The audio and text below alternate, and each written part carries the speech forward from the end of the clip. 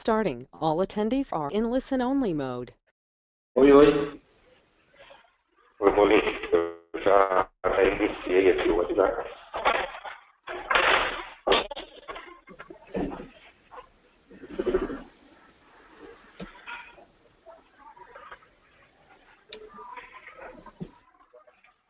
Boa tarde a todos. Meu nome é Leonardo. Nós estamos iniciando um novo webinar. Deixa eu desligar a câmera do Molim, para a gente não ocupar. Ok. Espero que todos estejam vendo a tela do meu computador.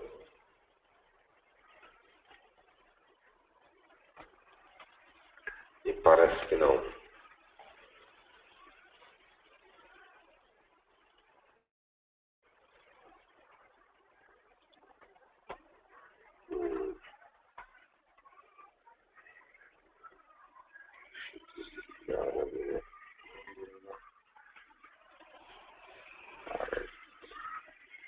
Not showing. Showing screen 2.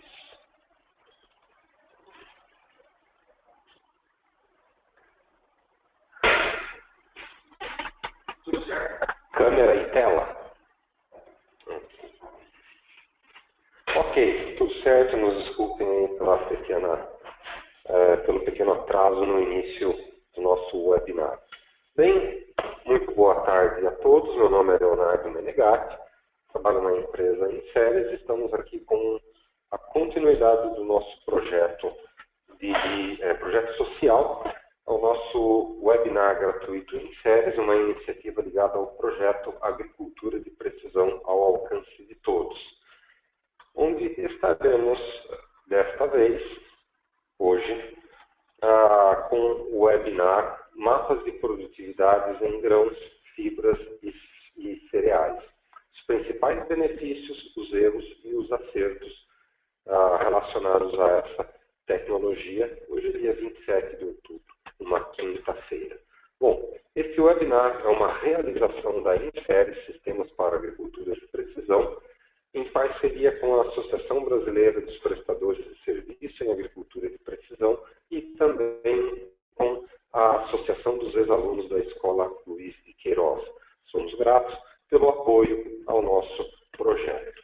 Bom, um pouquinho sobre o projeto. A ideia, a proposta, o propósito é fomentar conhecimento.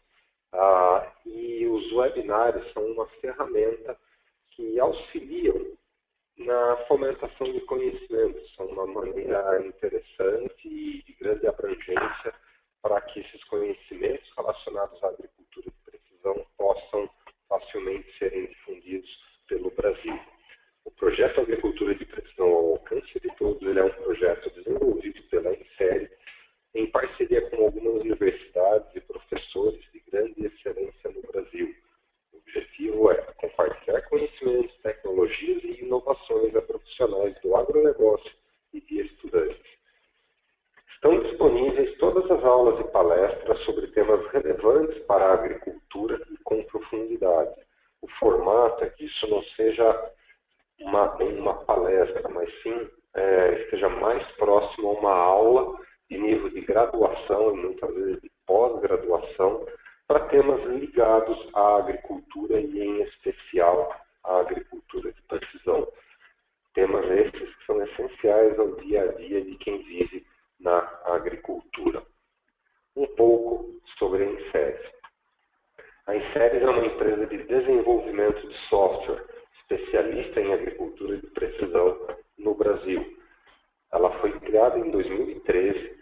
Ela é uma empresa que procura desenvolver softwares inteligentes para o manejo da cultura. Hoje, nós temos mapas de fertilidade e recomendação em tempo real, planejamento da amostragem e sistema único de gestão da análise de solo, geração de relatórios automatizados e personalizáveis e exportação desses arquivos para controladores. Novidades estão a caminho e brevemente serão comunicadas a todos vocês nossa comunidade da agricultura. Bom, alguns avisos da comunidade. No próximo dia 9 de novembro será realizada a 13ª reunião da Comissão Brasileira de Agricultura de Precisão. A comissão ela é ligada ao Ministério da Agricultura, é um órgão consultivo. Esse órgão é consultado pelo Ministério quando da elaboração de políticas públicas que tenham algum impacto na agricultura ou na agricultura de precisão em específico. A agenda para a próxima reunião é a atualização da agenda estratégica do setor. O Ministério quer saber o que é importante para o nosso setor para os próximos anos. Atualizações sobre o tema sigilo de dados, é um projeto de lei 330 que a gente está trabalhando dentro do âmbito da comissão para entender como é que ele pode afetar a agricultura. E também temos uma grande tarefa aí, que é uma avaliação do combate. Falando no combate, que é o Congresso Brasileiro de Agricultura de Precisão, combate em números foram 511 participantes, 38 empresas e aproximadamente 100 trabalhos científicos, entre pôsteres e apresentações orais. Mais um aviso, a Associação Brasileira de Agricultura de Precisão está coletando adesões. O valor da anualidade é R$200 para pessoas físicas e R$100 para estudantes. Para empresas, anualidades a partir de R$600. Durante o webinar, no meio dele, eu vou pedir uma licença para o professor Molin. Vamos fazer o sorteio de 3 livros entre os participantes online. Os livros sobre geoestatística aplicada na agricultura de precisão, do Ronaldo de Oliveira e outros. Esses livros são uma gentileza do Ministério da Agricultura. Outras 3 cópias desse livro serão sorteadas no Facebook. Curta a nossa página e as nossas campanhas. É um convite. E temos um evento pendente, que é um sorteio de uma licença do Inseres Pro, para quem visitou o nosso stand no combate. Faremos esse sorteio também durante o webinar. Sobre o webinar, teremos certificados emitidos para quem assistiu ao webinar ao vivo apenas, não vale assistir a cópia disponibilizada online após do webinar. Nosso próximo evento será no dia 1º de dezembro, onde daremos continuidade ao tema uso de mapas de produtividade no Brasil. Faremos um debate sobre por que essa tecnologia é importante, como que ela está sendo aplicada no Brasil, quais são suas limitações e como é que a comunidade em geral pode trabalhar para promover o avanço da agricultura de precisão no Brasil, focada nos mapas de produtividade. Bem, vamos lá. Nosso palestrante convidado de hoje é o José Paulo Molin, conhecido, famoso e querido, professor da Exalc USP, presidente da Comissão Brasileira de Agricultura de Precisão. Na próxima reunião, ele deve deixar este cargo, vai passar o bastão do Ministério da Agricultura. Molin, quero agradecer a você. Teremos até às 18 horas, um pouco mais talvez, para fazer este webinar. Mais ou menos às 5 horas eu vou te procurar para a gente fazer os sorteios. Serão, sobre o webinar, os participantes têm acesso audiovisual à palestra. Quem tiver perguntas, as perguntas serão direcionadas para mim e eu vou colocar as perguntas no momento em que for pertinente e já vamos fazendo a discussão. Molin, teu áudio está aberto, tua câmera também já está sendo compartilhada. Por favor, a palavra é sua. Ok, boa tarde, Leonardo, boa tarde a todos. É uma satisfação a gente estar novamente em contato virtual com a comunidade e eu agradeço imensamente essa oportunidade, esse esforço que a Inseres faz, juntamente com os parceiros, patrocinadores, Acredito que esse é o tipo de ação que nós devemos multiplicar, justamente para dar acessibilidade a todos que estão em busca de conhecimento. Vamos tentar dar a nossa pequena contribuição aqui. Bom, deixa eu projetar aqui a nossa apresentação e pergunto se está visível a apresentação. E vamos, então, começar com... Ainda não, Molinha. Acho que você tem que clicar no play. Isso, ok. Agora estamos com a sua apresentação.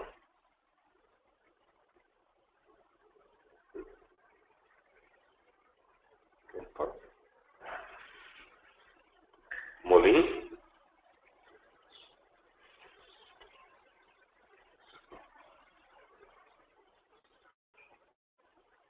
Molim?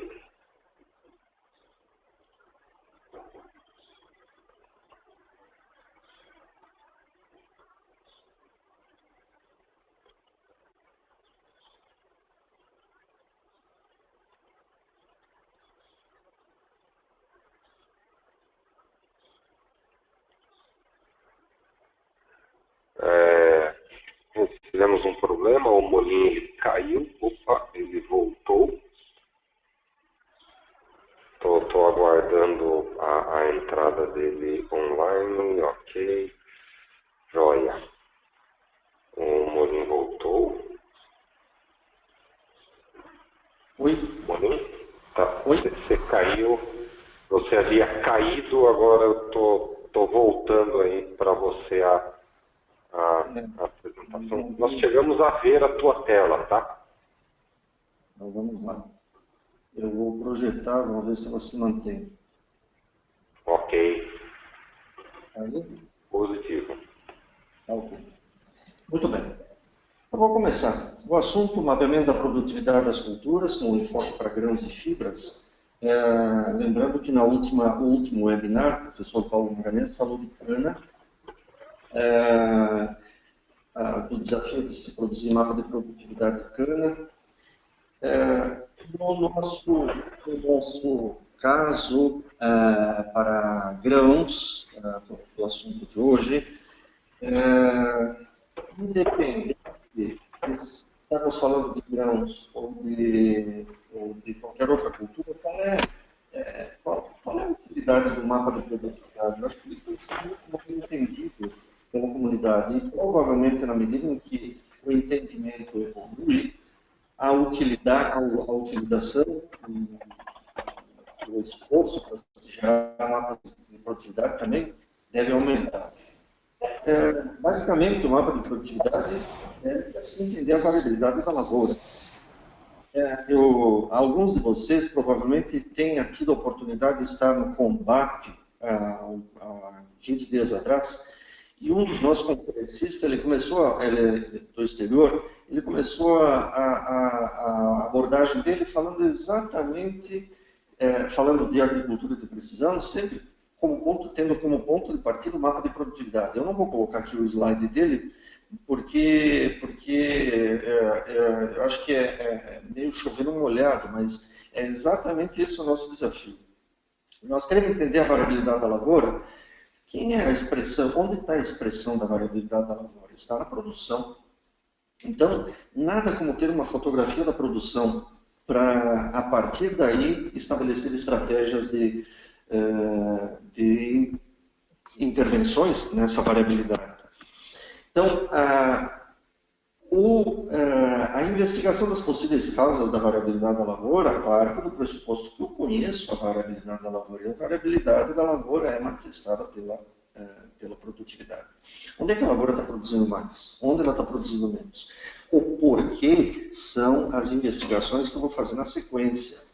E isso, infelizmente, não tem sido bem entendido pela nossa comunidade. Eu não diria que é um problema que é uma exclusividade do Brasil, não. É um problema mundial, Os americanos também lamentam muito, os nossos colegas lamentam muito que a utilização dos mapas de colheita seja menor do que aquela que todos esperam, e assim vale para o resto do mundo. Então, talvez a gente tenha que discutir aqui hoje um pouquinho dos gargalos para ver se nós todos podemos intervir nesse processo de uma forma ou de outra para ver se melhora, facilita e se torna mais amigável essa ferramenta.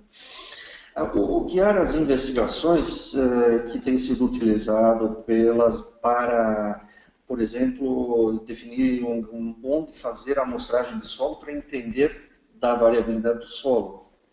Então, a utilização do mapa de colheita é uma dessas camadas de informação importante para se guiar as amostragens.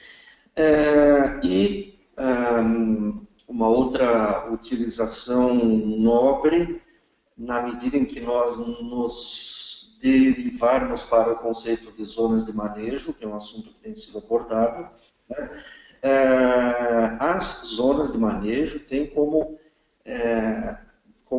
camada de informação mais importante de qualquer literatura mundial que aborda zonas de manejo de forma técnica, os mapas de colheita são sempre citados como a informação mais importante. Uma coleção de 3 bons mapas de colheita definem as regiões da lavoura e seus comportamentos.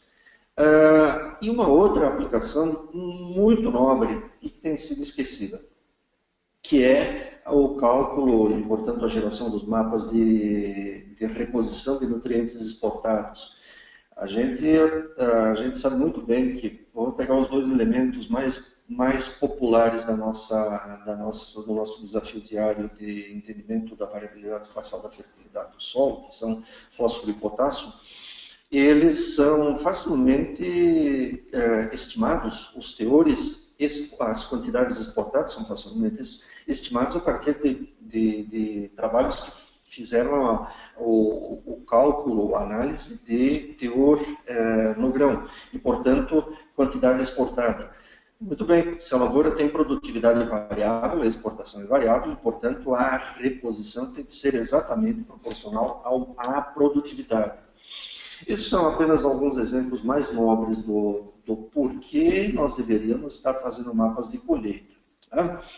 Bom, vamos falar um pouquinho sobre como é que se obtém o dado do mapa de produtividade, para daí entender um pouquinho mais sobre os equipamentos.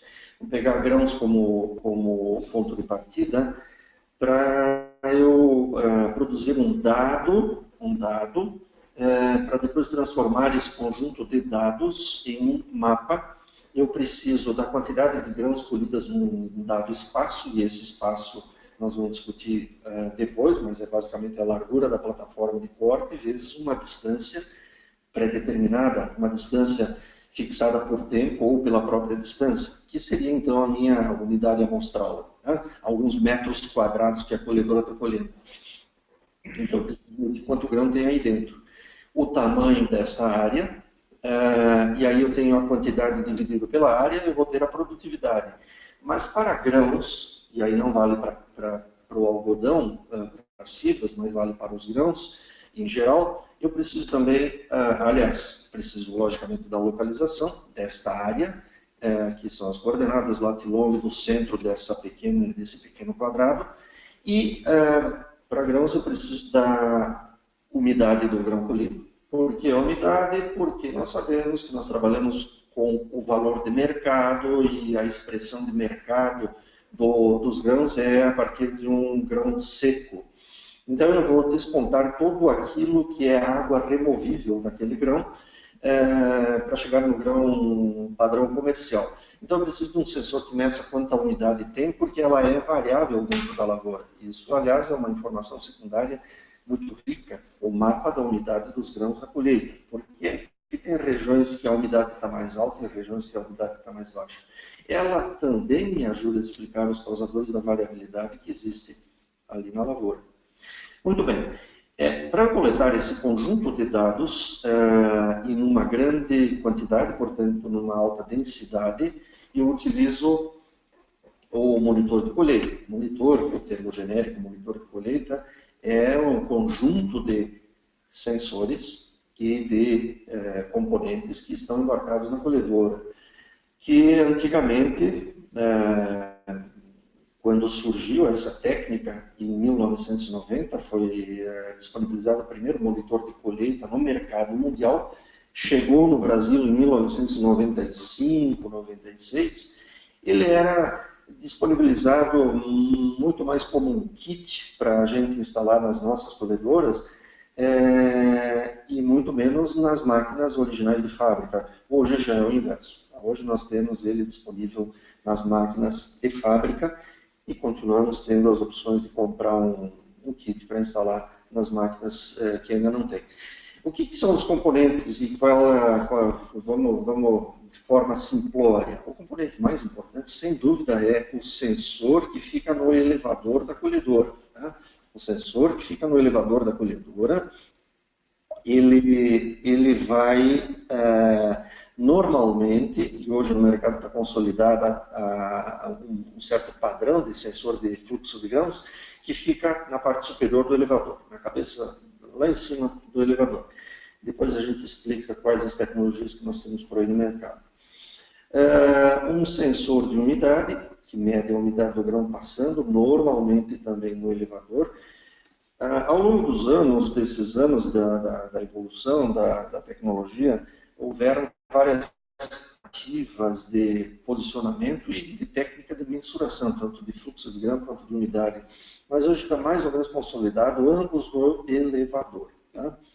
Preciso de uma boa antena de GNSS. Falando aqui de GNSS, aqui me caberia um GNSS tipo navegação, já seria suficiente. É lógico que, se eu colocar um GNSS melhor, que seria aqueles, por exemplo, da barra de luzes, ele já é muito melhor do que um de navegação. Simplesmente pela qualidade do paralelismo das coordenadas de cada ponto nas passadas subsequentes da colhedora, tá? A qualidade do posicionamento do ponto. Não preciso mais do que isso, mas se eu tiver, por exemplo, se eu tiver piloto automático na colhedora, logicamente o ideal é utilizar o posicionamento daquele GNSS. Preciso de um monitor lá na cabine, que pode ser o computador de bordo da colhedora, vai depender muito aí do fabricante, ou simplesmente um monitor específico dos dados de colheita. Também sempre teremos aí um sensor de plataforma, que é um dispositivo para ligar e desligar o coletor de dados. Na medida em que eu levanto a plataforma para fazer manobra de cabeceira, ele desliga a coleta dos dados. E sensor de rotação na roda para medir deslocamento, ou se utiliza o dado do GPS para medir distância, que é o comprimento de uma área amostral. E também sensor de rotação no elevador, que a maioria dos equipamentos já tem. Falando de medidor de grão, do fluxo de grãos, nós temos basicamente no mercado dois tipos de sensores. E predomina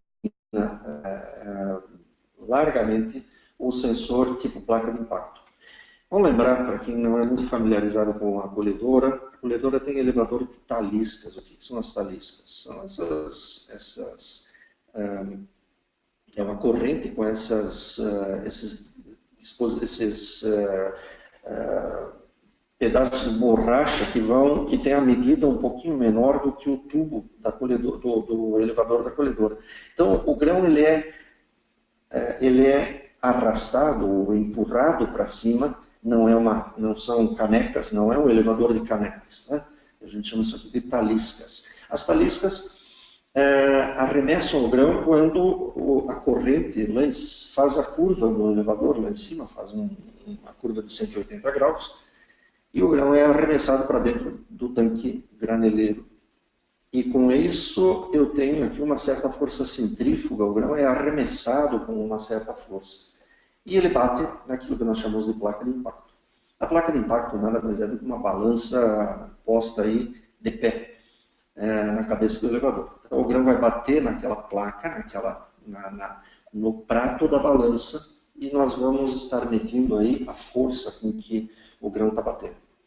Existe uma linearidade muito boa entre a quantidade de grão e a força com que esta quantidade de grão está produzindo na placa de impacto.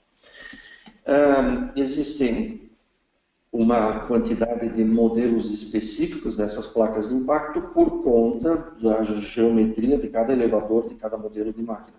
Então, essas placas de impacto são personalizadas para cada modelo de colhedora, para cada tipo de elevador. As dimensões, principalmente largura e curvatura do elevador. Então, antigamente, quando a gente queria instalar um monitor de colheita, comprava um kit personalizado para uma dada máquina e se cortava com um maçarico a lata aqui da cabeça do elevador para instalar essa placa de impacto. Os projetos novos, logicamente isso vem de fábrica, então o elevador já tem isso predisposto para instalar a placa, o centro que nós vamos chamar de sensor de fluxo. Essas placas de impacto, elas foram evoluindo um pouco, não muito, e aí nós vamos fazer uma crítica depois, porque a primeira preocupação, depois que isso chegou no Brasil, foi na colheita de soja, a placa de impacto produzia uma aderência de sujeira, de pó misturado com óleo, e com água, e com poeira, e com terra, e forma uma crosta, e essa crosta pensa aí, no prato de uma balança. É óbvio que a balança vai descalibrar. Tá? Então, eu periodicamente tenho que limpar. Que é um dos N problemas do sistema. Dos pontos fracos do sistema. E, então, tem sido propostas aí superfícies menos aderentes, tipo Teflon e coisas do gênero, para diminuir essa aderência. Grãos como trigo, milho, são praticamente autolimpantes, arroz são extremamente autolimpantes, não causam esse problema, o problema é na soja.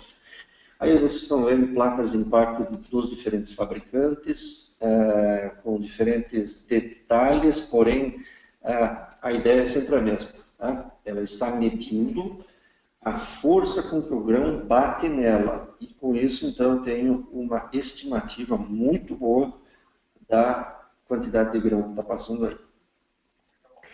Também nós temos os sensores que nós vamos chamar esses aí, nós chamamos, esses de placa de impacto, nós chamamos sensores gravimétricos.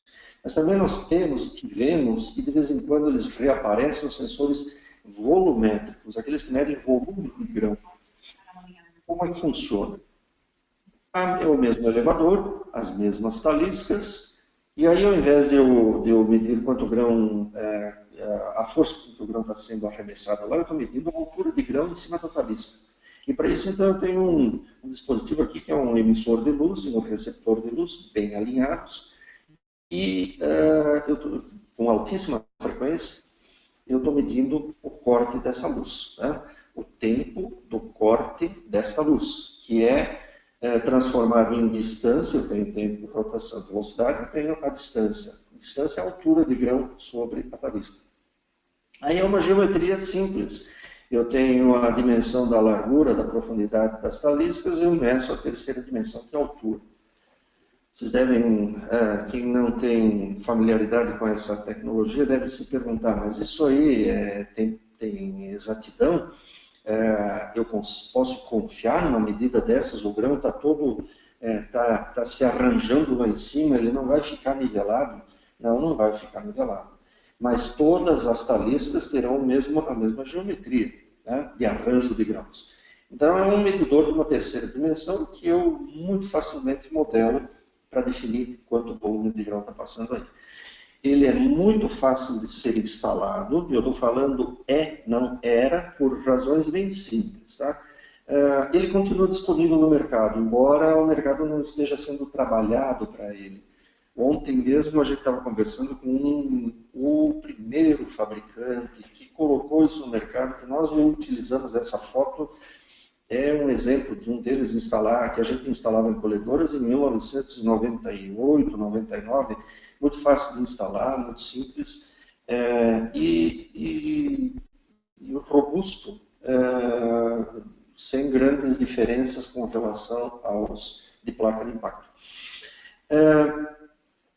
Ele tem um diferencial, um pequeno desafio que também já foi resolvido, que é esse aí, o arranjo dos grãos sobre as taliscas vai ser influenciado pela posição da máquina, ou seja, se a máquina está num terreno inclinado, lateralmente a máquina vai inclinar, o arranjo dos grãos em cima das taliscas também vai inclinar. Mas, para isso, existe um medidor de inclinação, hoje muito mais simples do que o que existia lá em 1994, 95, quando ele surgiu no mercado. E aí, então, nós temos a compensação geométrica dessa inclinação. Muito tranquilo, muito fácil de fazer.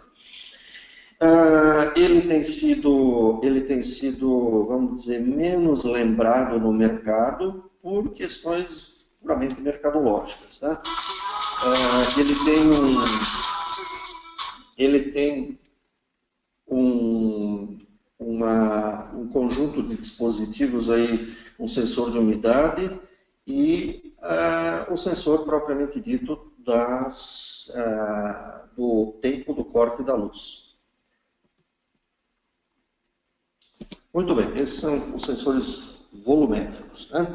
Eles basicamente ficam... Então, o conjunto da obra é o básico da máquina, é um sensor no elevador, um sensor de fluxo de grãos no elevador, que pode ser lá em cima na cabeça, pode ser em algum lugar um pouquinho mais abaixo do seu óptico, esses volumétricos, e um sensor de umidade dos grãos, que hoje tem praticamente apenas um fornecedor no mercado e todos os fabricantes o utilizam. Eu me atrevo aqui a fazer uma síntese de o que nós temos no mercado, falando aí de fabricantes. Vocês estão vendo aqui os fabricantes e o tipo de sensor de fluxo de grãos, que é o que determina, vamos dizer, o DNA do monitor. Tá? A Case tem uma placa de impacto, a New Holland tem uma placa de impacto, a John Deere tem uma placa de impacto. Aliás, todos eles hoje, neste momento no mercado, com os produtos, com as máquinas que eles têm no mercado, usam o mesmo fornecedor de placa de impacto. A GCO tem hoje uma placa de impacto um pouquinho de um outro fornecedor. A Glider tem uma placa de impacto. Aqui eu vou fazer uma diferenciação. Estes são os fabricantes que vendem nas suas colhedoras, e os pintados de vermelho aqui são os que eu chamaria de genéricos, e que você pode, de alguma forma, adquirir para colocar em qualquer máquina de mercado. Tá? Alguns com placa de impacto, outros com faixa de luz, e eles continuam atendendo aí aqueles que querem equipar máquinas que não vieram originais de fábrica. Muito bem. Aquele radiométrico, o primeiro da GCO, aquilo lá foi... tá aí. Ainda está por aí ou é só na tabela mesmo, hein? Na tabela, para lembrar que ainda é possível se achar alguma NF34, NF38 por aí. Com monitor de colheita, ele era radiativo. Ele hoje não é permitido, desde muito tempo, ele não era permitido em muitos países, e aí ele foi descontinuado, mas aqui no Brasil, ele não é de duvidar que ele ainda existe em alguma máquina. Né? Mas, logicamente, eu coloquei aqui apenas por uma questão de evolução histórica. Hoje a GCO oferece placa de impacto. Ok. Ok? Bom, o sensor de umidade dos grãos, eu falei que praticamente todos utilizam o mesmo. Nesse caso aqui, isto aqui preto que vocês estão vendo numa colhedora da New Holland é o dispositivo, é o conjunto sensor. O que é o conjunto? Ele tem um buraquinho, aqui tem uma imagem colada, tem um buraco na lata do elevador, o produto flui de cima para baixo, uma pequena coluna de grão, e o sensor está aqui, um sensor por capacitância, o sensor fica aqui assim, lendo então a umidade dessa pequena subamostra de grãos. E aqui tem um dispositivo que, na verdade, é uma helicoide que está descarregando esse grão para devolver para a perna que desce do elevador. Esse é o dispositivo que hoje é utilizado pela maioria dos fabricantes e ele tem funcionado bem em termos de gerar uma amostra contínua. Isso aqui faz uma leitura com a mesma frequência da leitura do sensor de fluxo de grão. Então, eu tenho leitura de fluxo e de umidade na mesma intensidade, com a mesma frequência. Então, basicamente, o que eu tenho lá na colhedora? Um sensor de fluxo de grão e um sensor de umidade. Eles estão defasados aí de alguns centímetros ou decímetros, e isso não significa nenhuma defasagem que cause nenhum número estranho com relação a isso. A GCO, diferentemente dos outros, usa o mesmo sensor, exatamente o mesmo sensor, só que não utiliza o dispositivo, ela coloca o sensor lá em cima quando o grão é despejado do elevador. Tá? Muito bem.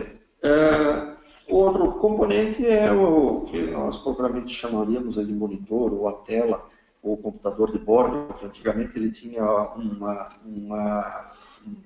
uma cara mais simples, ele foi evoluindo, se sofisticando, e hoje ele predomina no mercado uma tela colorida, touchscreen, que, cá entre nós, é o que faz o produto se manter com o mesmo preço no mercado ao longo da história. Tá? Ele sempre manteve o mesmo preço e evoluiu muito mais na tela do que nos outros componentes. Essa é uma crítica que eu estou fazendo. Depois nós vamos dar mais uma elaborada nessa crítica.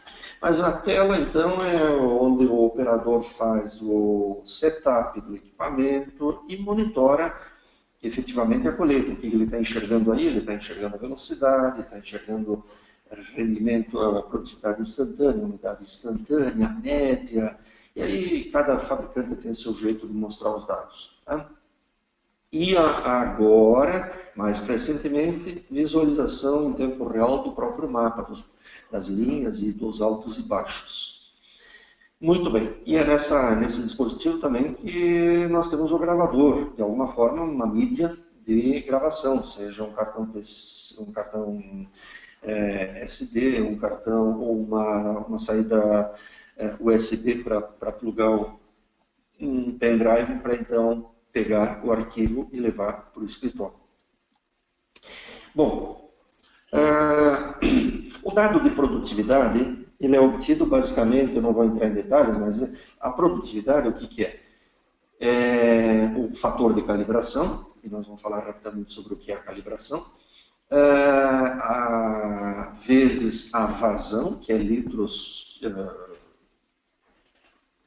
decímetros cúbicos por segundo, que estão passando lá no elevador, descontada a umidade, ou seja, a umidade real menos a umidade de armazenamento, que eu tenho que definir lá na hora que eu vou começar a colheita daquele grão, e dividindo tudo isso aqui pela área, que é a largura, e vezes a velocidade de deslocamento.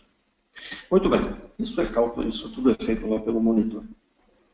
A área, só para nós deixarmos claro o nosso entendimento, o que é a área? A área é essa largura de corte vezes uma distância. Tá? Essa distância eu posso ter, para a maioria dos monitores, eu posso determiná-la, essa distância, em função de uma distância propriamente dita, lá no setup, ou um tempo a cada 1 segundo, a cada 3 segundos. Né? Da mesma forma como a gente faz quando está lá fazendo a configuração de um GPS de navegação, eu quero que ele logue pontos, um a cada X segundos ou um a cada X metros. Algo muito semelhante. Aí o que eu obtenho? Aí eu obtenho uma planilha de dados enorme e muito bonita, muito rica, né? Porém cheia de lixo. Né? O que é lixo? Uma quantidade muito grande de dados errôneos. E aí vem a tarefa pós-coleta, né? Pós-colheita, que é processar esses dados. Eu estou aqui apontando uma planilha real de uma colheita de verdade, onde eu tenho aqui, por exemplo, a longitude e a latitude, o fluxo de grãos, volume, de unidade de tempo, o tempo aqui está em segundos, e a distância percorrida entre duas leituras, entre cada leitura, a largura de corte, a umidade da colheita e lá no final, então, a produtividade seca, ou seja, quilogramas por hectare ou sacas por hectare, seja lá o que for, já de grão descontada a umidade, acima daquela pré-determinada. Então, se eu estou colhendo e deu 14,7, ele vai descontar, eu defini que eu estou colhendo e quero fazer o mapa A 13%, ele vai descontar 1,7% de água, e aqui então já tenho a produtividade seca. Muito bem. Isto aqui está como ponto. O que é o ponto? É uma leitura, um ponto. Então eu terei tantos pontos quantos foram os registros. E eu quis um registro a cada 3 segundos, que é o que está definido nesse exemplo aqui, é só vocês olharem, ó, 56, 59, 62, 65 segundos. Eu pedi que ele logasse um ponto a cada 3 segundos. Então eu vou ter, a cada 3 segundos, pela largura da plataforma, eu terei uma quantidade enorme de pontos na minha lavoura. Nesse caso aqui era uma colheita de milho com uma plataforma de 660 milímetros. 12, 10 linhas de milho, alguma coisa assim, 11 linhas de milho. Eu estou com algo como 300 pontos por hectare.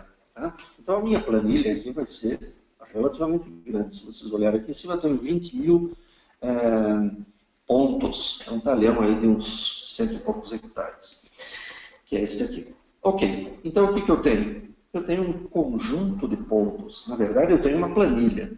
Né? Se eu pegar essa planilha e levar, por exemplo, para o Excel e mandar o Excel fazer um gráfico XY, transformar o latitude e o longitude em XY e fazer um gráfico XY, eu vou ter esse gráfico aí, que a gente vai chamar de mapa de produtividade. E eu pedi para ele me pintar os pontos com cores, né? E aí eu classifiquei as produtividades. Produtividades variando aí de nada até 8.000 quilos por hectare. Né? E aí então eu enxergo o fenômeno que é aquilo que nós podemos chamar de mapa de produtividade, ou uma fotografia da colheita, né? Que é uma informação fenomenal. Né? Então aí estão os pontos, para quem não entendeu, vamos dar um zoom. Isso aí é o percurso da colhedora, os vais e vens, né? As idas e vindas da colhedora. E aqui eu digo, ó, aqui eu enxergo a qualidade do GPS que foi utilizado. Isso aqui é um GPS, por exemplo, para simplificar, o GPS da barra de luz. Né? Ou seja, eu tenho os percursos da colhedora indo e vindo bem paralelos, bem coletados, muito bem posicionada. E aí eu vou enxergando a consistência dos dados, ou seja, eu sempre vou saindo de um vermelho, entrando no amarelo e chegando no verde na ida, e saindo do verde, entrando no amarelo e caindo no vermelho na volta. E isso mostra a consistência do meu dado, de uma forma bem simplória. Tá? Esse dado me permite, então, fazer o mapa de produtividade de pontos, esse é o conjunto dos pontos. Eu estou enxergando a variabilidade perfeitamente. Mas como pontos eu ainda não consigo trabalhar com esses dados para fazer, por exemplo, análises de relações entre causas e efeito, ou seja, esse é o efeito, a produtividade é o efeito. Quem foram os causadores? Por que essa região verde aí produz tão bem e a região vermelha produz tão mal? Essa é a pergunta básica que eu deveria fazer a partir do mapa de colheita. E aí eu vou para as investigações. Mas para fazer então essas relações entre causas e efeito, ou trabalhar isso de uma forma mais matemática, eu interpolo esses dados e gero, por exemplo, um mapa de uma superfície raster, de pixels. Então aqui eu tenho os pixels, mas eu estou enxergando a mesma informação do mapa anterior. O formato é outro. Esse formato, por exemplo, já me permite fazer matemática entre essa camada e outras antes que eu queira, que eu tenha ou que eu venha a obter. Também posso, não gosto desse formato raster, eu transformo isso aqui no formato vetorial. E aí eu tenho, então, as isolinhas de produtividade. Eu estou enxergando a mesma informação, aliás, com a mesma legenda, para quem observou aqui, a legenda é a mesma. Muito bem. Então, esse é o mapa de produtividade. Tá? desafios. O desafio, talvez o maior desafio hoje, juntando o conjunto da obra do porquê que os mapas de colheita não vingam, nós temos aí como talvez o problema operacional mais crucial hoje no campo, tem uma série de outros, depois eu vou tentar fazer uma síntese deles, é a calibração. E ela é fundamental. Sem calibração eu não consigo fazer um bom mapa. O entendimento da calibração de uma forma bem simples. Calibrar é pesar uma quantidade que a colhedora já colheu, que o monitor já registrou e que disse que deu tanto. O monitor disse que deu X. Eu vou lá e peso. Peso a carreta graneleira, ou peso o caminhão, ou peso uma pequena quantidade de um tanque graneleiro, peso com o recurso que eu tiver de balança. E aí eu entro e informo para o monitor. Hoje não sempre, cada monitor sempre teve um procedimento de calibração que está lá no manual. Caso a caso, não vamos analisá-los. Mas o princípio é sempre o mesmo. É confrontar o peso que ele registrou com o peso real. Ele vai fazer o quê? Um fator de calibração. É aquele que eu mostrei alguns slides atrás, o K. O que é o K? É o que vai converter aquele sinal da célula de carga da placa de impacto ou da contagem de tempo de corte de luz lá do sensor óptico, volumétrico, vai converter aquele número, que é um número abstrato, em quilos por hectare. Esse é o fator de calibração. E isso é feito de uma forma sistemática.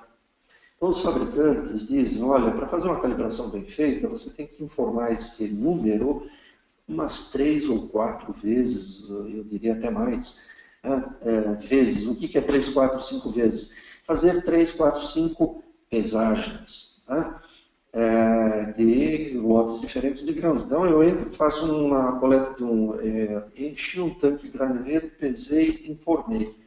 Ele gerou um fator de calibração. Aí eu faço uma segunda,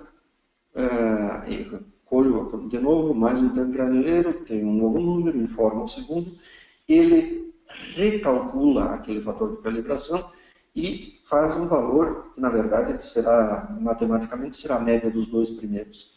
Faço um terceiro, será a média dos 3. E na medida que eu vou entrando com mais pesagens controladas, eu tenho um aprimoramento, uma melhoria, uma aproximação maior ao valor real daquela calibração. Muito bem. É óbvio que isso não é uma coisa muito amigável de se fazer lá no campo, no meio da colheita, no atropelo da colheita da soja, com chuva, com a semeadura do milho atrasada, com todo aquele estresse que é a colheita. Então, o que a gente considera hoje é que este é um gargalo, mas que ele precisa ser entendido e, por um lado, simplificado pelo fabricante, e por outro, entendido pelo usuário. E o usuário criar um mecanismo simples de fazer essa calibração, cada um do seu jeito. A balancinha, tipo essa que está na tela, uma pequena carretinha instrumentada para fazer uma subamostra de colheita, ou seja, uma pequena quantidade de colheita para não encher um tanque graneleiro, para não gastar muito tempo para fazer a calibração. E outras formas. O que o agricultor normalmente faz? Quem não tem a balança na fazenda, por exemplo, ou próximo do lugar da colheita, leva o caminhão cheio, que tem 3, 4 N maquinadas, né? E vai lá no silo, na cooperativa, seja onde for, e vai pesar o caminhão. E aí o motorista passa aquele peso de volta para a pessoa que está lá na cabine da colhedora, para daí entrar com aquele número, para daí então gerar um fator de calibração. Isso já se passou meio-dia, a carga é muito grande, quanto ao tamanho não é problema, mas demorou demais para obter aquela carga e, portanto, obter aquele fator de calibração. Isso burocratiza demais o processo e tem criado muita resistência à adoção dos mapas de colheita. Nós sabemos que o fabricante hoje disponibilizaria de tecnologias e de criatividade para desenvolver tecnologia para fazer uma calibração mais amigável do que essa. Muito bem, vou falar um pouquinho também sobre os dispositivos e as técnicas para se obter mapa de produtividade de fibras, né, do algodão. Nós temos basicamente duas tecnologias disponíveis no mercado. Uma é esta, que é um sensor óptico. Estes sensores ópticos, eles são análogos ao que eu falei antes para grãos, onde eu tinha um facho de luz sendo cortado pelo grão, passando pela talisca de grãos, com grãos. Aqui eu tenho 5 fachos de luz sendo cortados pelas plumas de algodão, passando no tubo. O tubo que está pegando aqui da frente da colhedora e levando até o cesto. Então aqui eu tenho o corte da luz sendo contabilizado. E ele tem uma relação forte com a quantidade de pluma que está passando, com o fluxo de plumas. Tá? Aqui está uma imagem aqui do equipamento que a gente tem aqui no laboratório, que já instalamos em colhedor, já fizemos bastante mapa de colheita de algodão com ele. Esse aqui é um kit, é um par, ou seja, um emissor e um receptor de luz. Eles são alinhados, perfeitamente alinhados lá na hora que eu instalo no tubo da colhedora. E aqui o monitor, a tela. A outra tecnologia que nós temos disponível aí no mercado é esta, que equipa então opcionalmente as colhedoras da John Deere, que é ultrassom. Este é um emissor receptor de ultrassom. Tá? Ele emite as ondas de ultrassom, batem nas partículas dentro do tubo e voltam. Batem na matéria e voltam. Tá? O plástico ele não é afetado pelo plástico do tubo, então o material bate na pluma e volta. E então eu tenho uma mensuração da quantidade de pluma que está passando.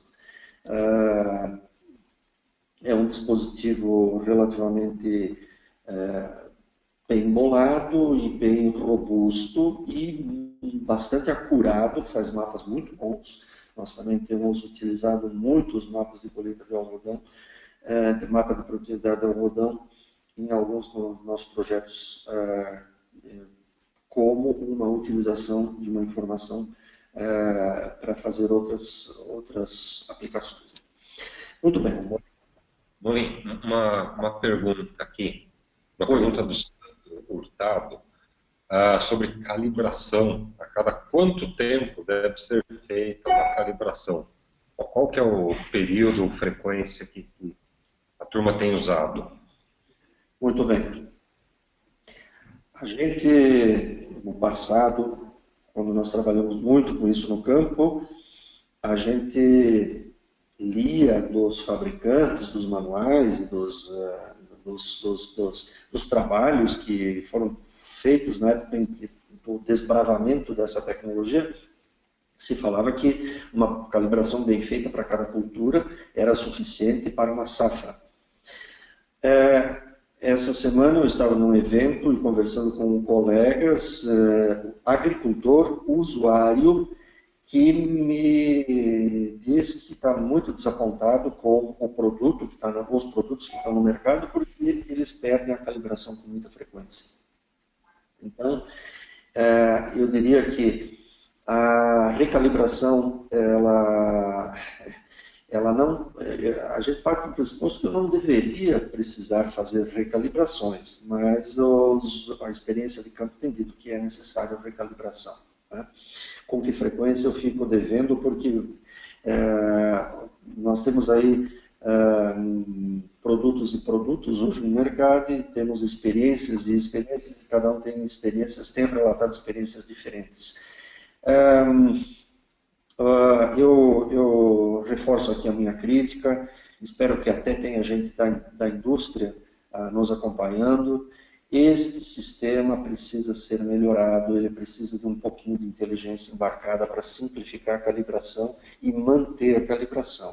Não é algo tecnologicamente desafiador. Né? porém nós não temos hoje nenhum sistema que garanta a manutenção da calibração. Então, o ideal é fazer checagens. Tá? O ideal é fazer checagem. E checagem não é difícil. Na medida em que os caminhões estão saindo do campo, pegar as pesagens deles e voltar lá no menu e fazer a reentrada dos dados, não é uma coisa muito complicada de se fazer. Tá? Para fazer revisão de calibração. Ok? Ok, bacana. Bom, e aí nós vamos entrar, vamos chamar de a outra parte da geração de novos de colheita, que é a limpeza dos dados. Então eu gerei o arquivo, terminei a colheita, gerei o arquivo, vou lá, tiro aquele cartãozinho, levo para o meu computador e aí começam os desafios. Continuam os desafios, porque nós já falamos dos desafios de campo. Um dos desafios de campo básico é a calibração, outro é a manutenção do equipamento, ou seja, a limpeza da placa de impacto, que tem que ser periodicamente revisada, no caso da colheita de soja. Tem alguns outros aspectos de manutenção da funcionalidade do conjunto, mas nós vamos falar agora do segundo grande desafio dos mapas de produtividade, que é o simples ato de abrir o arquivo. Puxa, como é complicado, por que o fabricante complica tanto a nossa vida, a vida de vocês usuários? Abrir o arquivo. Para abrir o arquivo, você precisa de um aplicativo que foi vendido junto com a colhedora ou junto com o monitor e que está instalado lá na tal máquina, no tal computador, lá no escritório, que precisa de licença, precisa de renovação de licença, que na hora que você precisa, ela não está habilitada. É uma crítica, outra crítica que a gente faz aos fabricantes, e todo mundo da academia, e toda a comunidade que olha de fora para dentro pergunta: por que ser tão complicado, ser tão misterioso o formato do arquivo? A gente entende que todos esses arquivos são muito leves para serem gravados, eles são muito compactos, tá? E então essa é a explicação que justifica eu não conseguir abri-lo, por exemplo, no Windows. Tudo bem, ou no Excel, tudo bem. Mas disponibilize o aplicativo que descompacta isso e que torna o arquivo público e acessível. Não tem nenhum segredo de Estado aí dentro.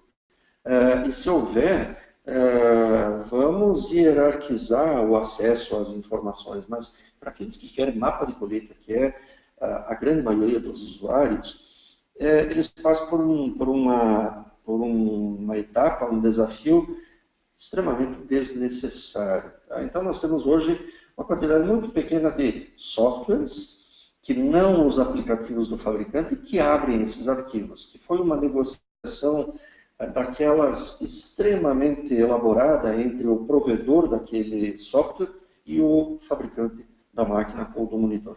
Então, esse é o segundo grande gargalo, né, de uma série deles. Vamos falar, então, da limpeza. Abrir o arquivo, é aquilo que eu falei antes, eu mostrei antes para vocês, uma planilha que tem lat, long e todas as outras colunas, e dentre essas colunas, aquelas que nos interessam diretamente, que são a quantidade de grão que está passando, a umidade daqueles grãos e daí então a produtividade seca. Muito bem. Desde muito tempo, desde o início, desde os anos 1990, quando começaram a surgir os monitores de colheita, alguns colegas nossos e depois nós aqui no Brasil trabalhamos em cima desse assunto, a qualidade dos dados. Os dados, depois de limpos, ficam muito bonitos, mas até limpar tem muita coisa para tirar. Quanto? Uma porcentagem muito grande de erros, de dados errôneos. Tá? E nós temos que identificá-los e temos que removê-los. Então, tem surgido técnicas para isso, tem surgido propostas para isso. Eu coloco aqui na tela apenas para exemplificar, tá? o Yield Editor, que é um software americano para americanos, né? Ele foi feito, inclusive, por um colega, um pesquisador do USDA, lá da Embrapa, dos Estados Unidos, e ele se propõe a pegar o arquivo, você entra com o arquivo, abre o arquivo dentro desse aplicativo e identifica uma série de aspectos que ele considera como fontes de erro. Tá? E eu vou abordar um pouquinho essas fontes de erro para a gente falar conceitualmente sobre elas e entender elas, porque aí cada um pode utilizar o método, a ferramenta ou a forma que achar mais conveniente para fazer essa remoção desses erros aí. Mas isso é extremamente importante, tá? E aqui ele está mostrando nesse exemplo a quantidade, ele entrou lá com o arquivo e está mostrando a quantidade de pontos com ele, com os seus respectivos erros. Tá? Muito bem. Existem hoje provedores de serviços de limpeza desses mapas, desses arquivos, antes de se gerar o mapa. Aqui um exemplo da Argentina, nossos amigos da Argentina são, vamos dizer, utilizam os mapas de produtividade um pouco mais do que nós, por razões óbvias. Eles, acho que vocês já ouviram essa conversa antes, né? Na Argentina não se faz amostragem de solo, porque não se faz adubação, não adubação de correção, se faz alguma coisa de adubação de manutenção. A adubação de manutenção mais inteligente é a adubação da reposição do exportado. O exportado é medido pela coletora, o monitor de colheita, então o mapa de colheita vira o mapa da reposição de fósforo e de potássio. Muito bem. Então aqui é um exemplo de um provedor lá que oferece o serviço, você manda o arquivo para ele no formato do fabricante ou num formato já aberto, e ele abre, ele processa, ele identifica os erros, ele deleta, ele te manda um arquivo limpo e te cobra pelo serviço. Muito bem. Ele utiliza, e eu enfatizo aqui, uma depuração estatística. O que é? Uma limpeza estatística. Então vamos lá. Nós temos métodos e métodos de limpar dados, tá? Sejam de produtividade, sejam outros. Vamos falar primeiro dos erros, depois no fechamento a gente faz uma síntese dessa abordagem. Que tipos de erros nós vamos encontrar nos dados? Nós vamos encontrar pontos fora do talhão. Antigamente era comum, tá? Hoje não mais. Esses pontos fora do talhão não deveriam estar fora do talhão. Não sei onde eles ficariam se dentro do talhão no lugar certo. Então o que eu vou fazer? Vou deletá-los. Tá? Isso já não acontece mais, mas aqui um exemplo não muito antigo de alguém que me mandou um conjunto de dados perguntando como é que ele fazia, porque ele não estava conseguindo enxergar o mapa de colheita no SIG, no Sistema de Informação Geográfica. Aí a gente bate o olho, estratifica todas as colunas, do menor para o maior, ou do maior para o menor, e encontra um erro clássico. Erro clássico aqui do GPS, ou do Datalog. Né? Olha lá, as primeiras duas linhas de dados, o que elas têm como latilome? 00. Conclusão, quando eu abro isso no SIG, dependendo do SIG, tá? Eu vou ter 2 pontos no universo. O 00, que fica lá no Greenwich com o Equador, pertinho da África, tá? E os outros pontos, que é a lavoura dele, em algum lugar do universo, do mundo, do Brasil, do mundo. Aliás, esses dados aqui não são do Brasil.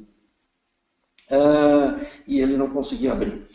E a gente, um exemplo clássico ainda de pontos fora do talhão que geram alguma dor de cabeça em alguns casos.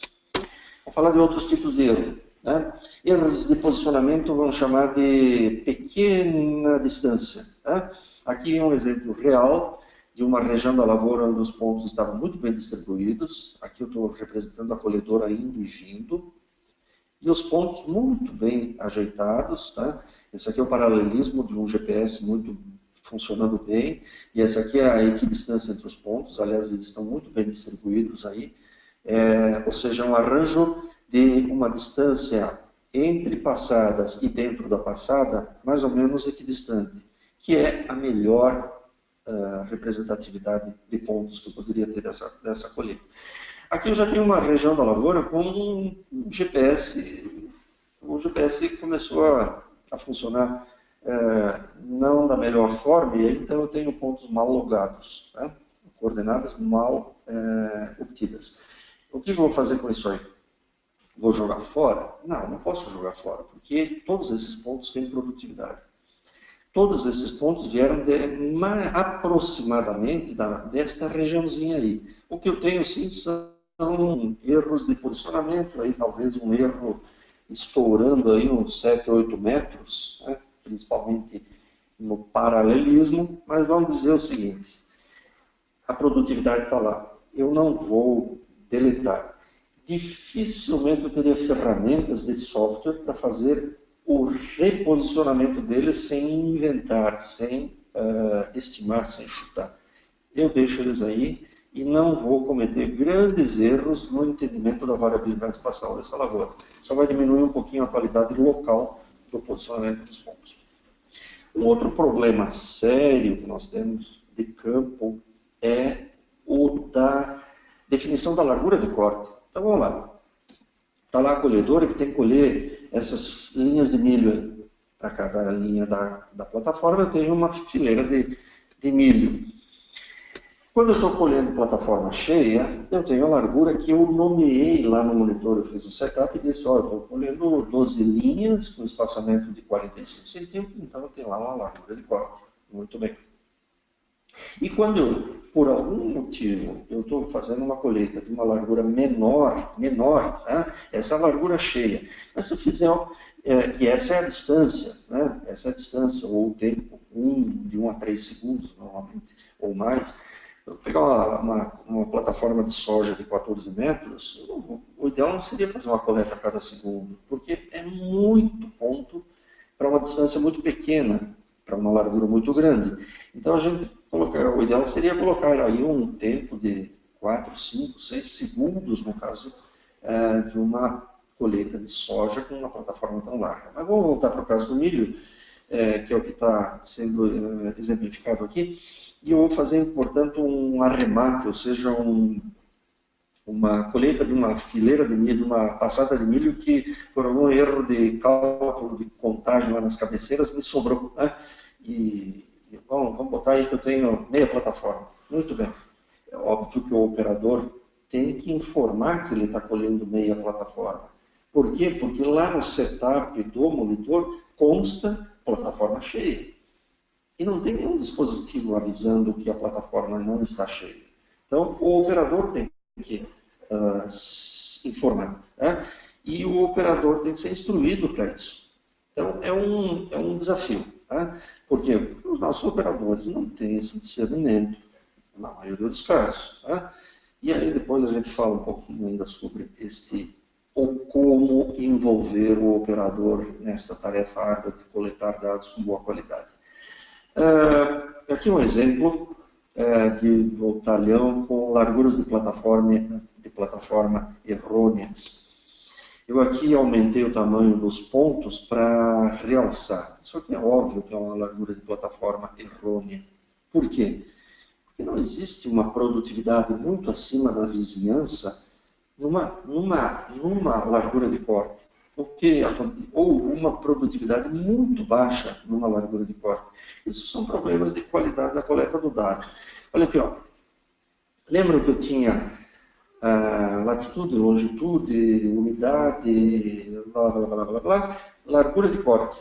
A largura de corte documentada, né, e o operador treinado, orientado a avisar que ele mudou a largura de corte. Então ele foi lá no monitor e avisou, ó, eu diminuí a largura de corte porque eu estou fazendo um arremate. Né? Só que nesse caso ele informou que ele estava fazendo uma largura de corte menor, por algum motivo, e aí ele depois esqueceu de desavisar o monitor. E aí ele obteve uma largura de corte pequena, e aqui eu estou com o mapa da largura de corte, tá? Esse aqui é para dizer para vocês que esse aqui é o mapa da largura de corte. Eu peguei lat longo, largura de corte, fiz o mapa da largura de corte. E confrontei com a produtividade. A produtividade está muito alta. Por quê? Porque ele esqueceu de dizer que ele está fazendo com largura de corte cheia. Ah, o erro é um dos tipos de erro. Aí assim eu tenho os outros aí, evidentemente associados a isso. O que eu faço com isso? Eu identifico e eu removo. Né? Nesse caso eu tenho que remover. Poderia ficar fazendo tratamento caso a caso, mas ninguém tem tempo de fazer isso. Simplesmente removo. Remove e joga fora? Sim. Remove e joga fora porque isso aí não vai causar perdas, porque eu tenho bastante dados, se eu remover. E se eu mantiver, vai causar uma contaminação violenta naquele lugar e vai aparecer uma produtividade estranhamente muito maior, ou muito menor. Tem tecnologia para fazer isso? Tem, na bibliografia a gente acha lá antigamente, nos anos 1990, a tentativa de medir a largura de corte real da lavoura, que nunca foi implementada pela indústria. Agora, oi? Molim, eu preciso só fazer aqui uma pausa para fazer o sorteio dos livros. Claro. Você prefere concluir esse daqui? Eu procurei fazer um break aí no momento que deu. Não, fazemos uma paradinha. Deixa eu terminar de falar da largura de corte, eu paro então. Tá? Ok, tá jóia. Então, em termos de largura de corte, temos tecnologia. Recentemente um trabalho de proposta de fazer isso com sensores de ultrassom, mostrando que funciona, né? Mostrando que funciona e mostrando que a largura de corte, principalmente em plataforma de segadora, plataforma de corte e não a de milho, essa largura de corte ela tem flutuações laterais e essas flutuações laterais geram erros contínuos, não é só aquele erro de arremate, erros contínuos que deveriam ser corrigidos. Caso daquele que já tem piloto automático, muito provavelmente esse erro é menor ao longo da lavoura. Tá? Mais recentemente tem surgido aí um recurso que se ouve falar que tem sido implementado em alguns casos, em algumas máquinas, que é o recurso do análogo ao corte de seções do pulverizador, que vocês conhecem muito bem. O que é o corte de seções? A antena está passando no centro de uma passada cheia. Muito bem. Se ela detecta que ela está sobre uma área já colhida, ela simplesmente desconsidera e diz, ó, isso já foi polido. Aqui tem uma animação desse dispositivo mostrando aqui a largura de corte nas linhas de milho. Na medida em que vai diminuindo a largura de corte, ela vai simplesmente desconsiderando e diminuindo, portanto, o número de linhas. Tá? Mas nós não temos isso disponível no mercado e dependemos de um bom GPS para fazer isso, para aqueles que já têm. Então, Leonardo, com a palavra. Ok. Bom, Morim, obrigado. Pode aproveitar a pausa. Nós vamos fazer rapidamente sorteio de 3 livros aqui entre os participantes. São esses livros, tá? Sobre o uso de geoestatística na agricultura de precisão. Esses livros foram gentilmente oferecidos pelo Ministério da Agricultura através da Embrapa. Então fica o nosso agradecimento ao Ministério. Esse sorteio vai ser simples. Eu estou com a lista de participantes aqui, dos inscritos. Eu vou simplesmente pedir para o Molim dizer 3 números entre 1 e 357, e eu vou dizer quem são essas pessoas e elas vão ganhar o livro. Vamos lá, o número baixo, 39. 39, ok. 39 é o Flávio Rubialites. Vamos lá, próximo número. 171. 171. Olha, Amorim. 171. Fabiano Vicente.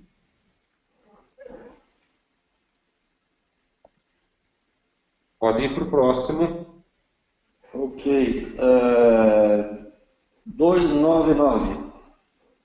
O número. José Luiz Zuliani. José Luiz Zuliani. Bacana. É o Zé? É o Zé. Poxa vida, mãe, tem um sortudo aqui. Esse rapaz trabalha aqui com a gente. Fala outro número, vai.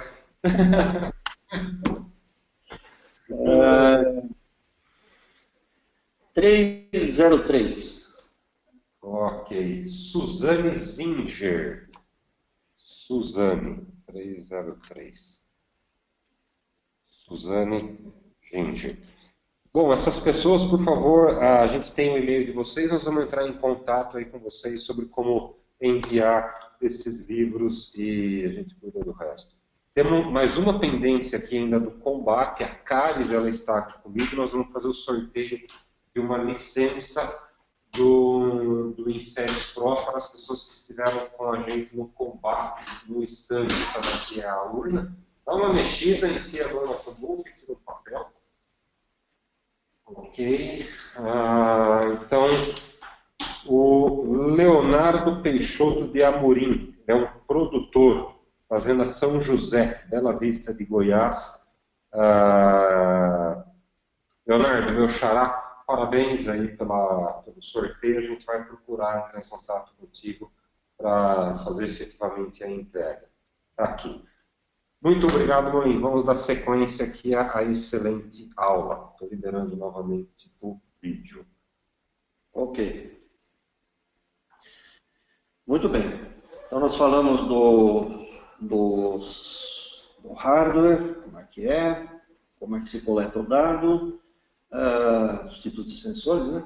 Como é que se coleta o dado, e agora estamos falando de como se limpa o dado, mas não do ponto de vista do passo a passo, e sim dos tipos de erro. Tá? Eu falei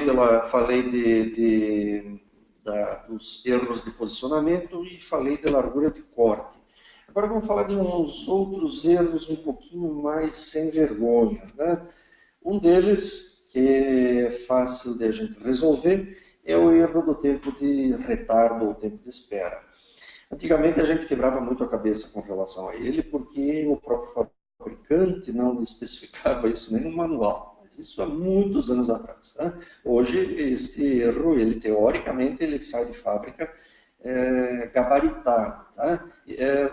Mas vamos entender um pouquinho a dinâmica do produto dentro da máquina, para daí então falar do outro erro que não vem gabaritado pela fábrica e que é um problemaço. Vamos lá. Eu tenho aqui a lavoura, tenho a plataforma de corte. Tá bom.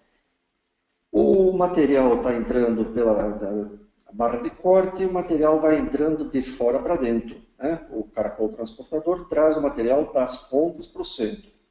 Já aí eu tenho uma defasagem de tempo, ou seja, o material que foi cortado na ponta vai chegar depois do material que foi cortado no meio. Tá? Vai chegar depois aonde? No elevador do alimentador.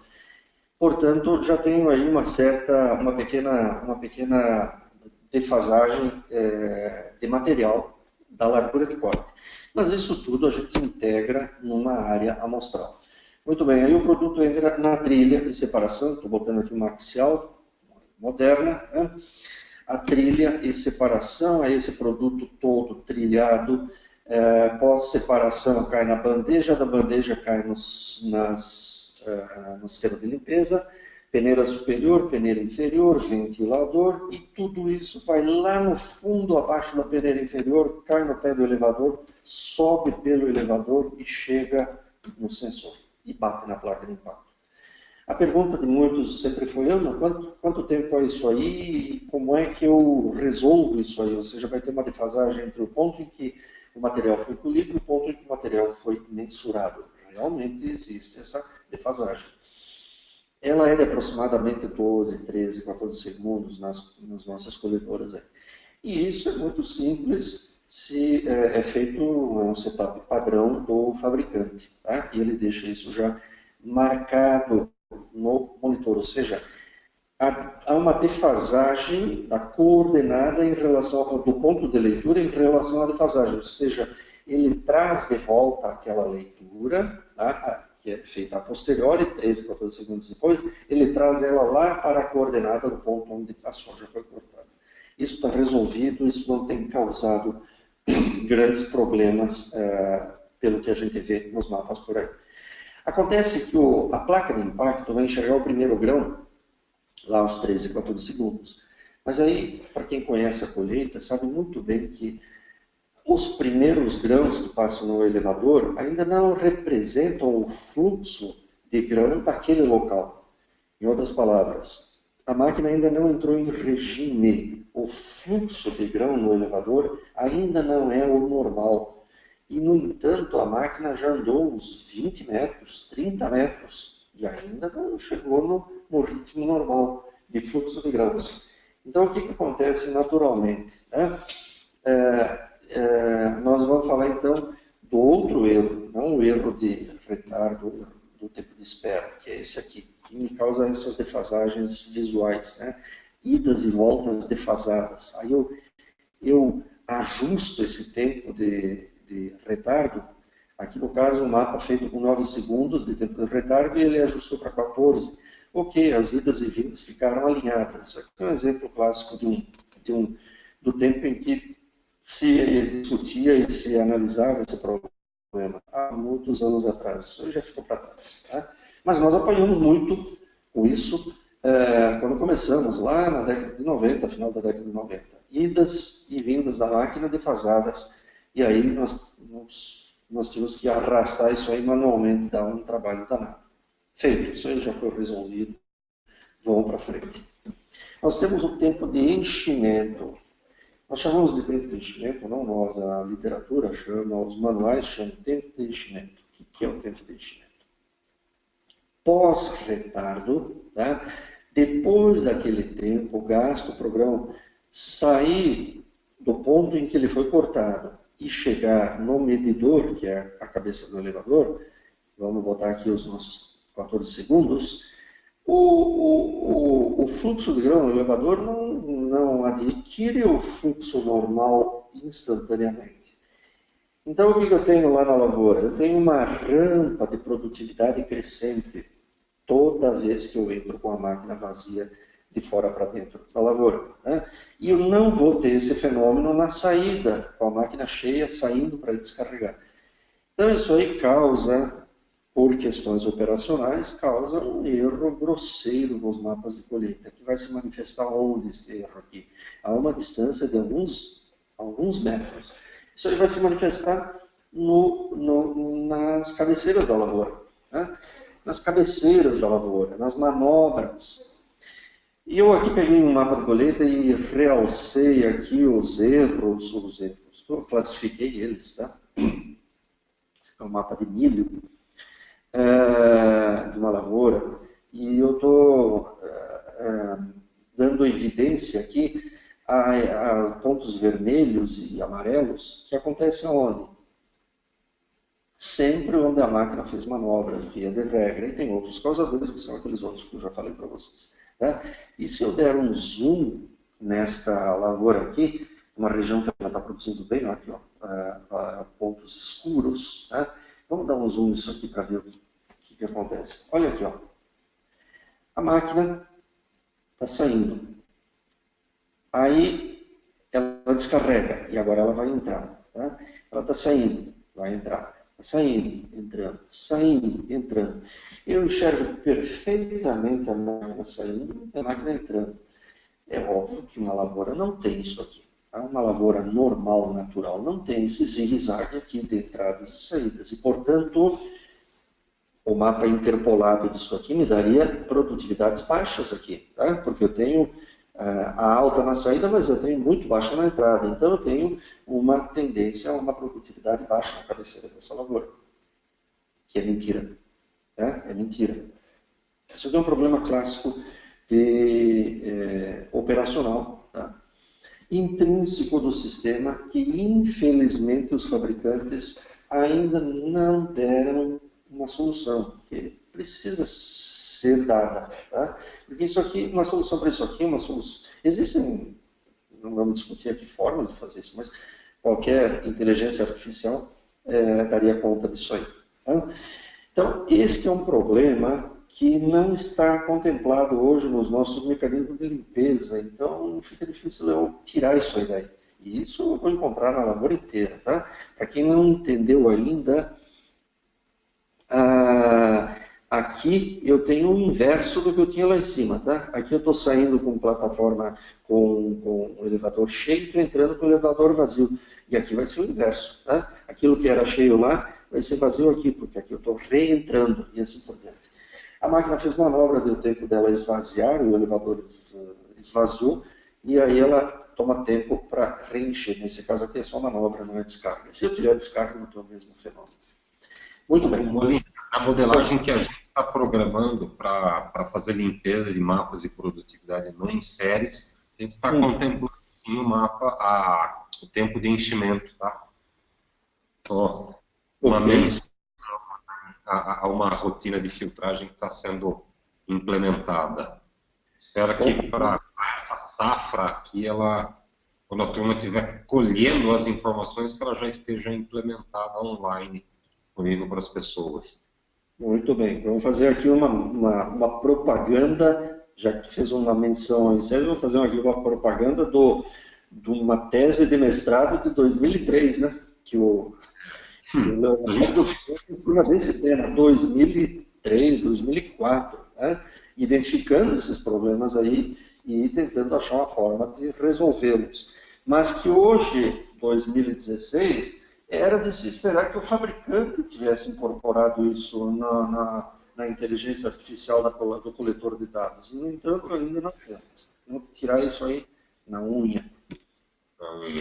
Não, na unha não. Podem usar o inseres daqui a pouco. Muito bom. Então, aqui a máquina está entrando, aqui a máquina está saindo. Isso aí é visual, visível e é um problemaço, porque sempre causa baixas produtividades nas cabeceiras e vai lá dar culpa para compactação, dar culpa para outros causadores que, na verdade, não tem nada a ver.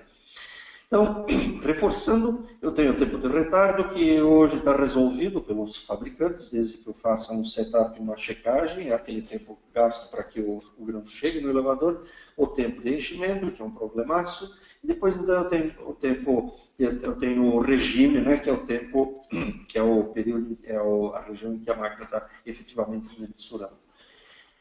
Bom, então vamos... Eu não mencionei aqui, eu vou mencionar agora na síntese, os outros tipos de erros que vão se expressar, na verdade, no conjunto da obra, que são o quê? Mensurações de valores muito pequenos ou valores muito altos de vazão, né, de produtividade, ou de umidade muito alta ou muito baixa. São problemas de sensor ou de data log. Isso aí fecha mais ou menos o conjunto de tipos de erros que vão acontecer. Então, quais são os métodos que eu posso lançar a mão para fazer então, a remoção desses erros? Eu posso usar critérios estatísticos de uma população. Então, simplesmente eu tenho a minha lavoura que produziu, na média, 5,5 toneladas de milho. Muito bem. Então, eu posso me dar ao luxo de arbitrar que tudo que for muito baixo, muito abaixo de 5,5 toneladas por hectare, é improvável, e eu corto e jogo fora. E tudo que for muito acima de 5,5 toneladas, eu considero que é improvável que eu tenha isso na minha lavoura, eu corto e jogo fora. Aí vem um problema básico, que a gente tem testado e tem visto, e vocês podem testar quem tem mapa de colheita, dados de colheita. A distribuição da produtividade numa lavoura não é normal. A distribuição não é normal, ou seja, eu normalmente tenho muito mais produtividades baixas, muito baixas, do que muito altas. Isso é normal, né? É muito evidente nas lavouras. Esse é um caso. Outro caso mais problemático.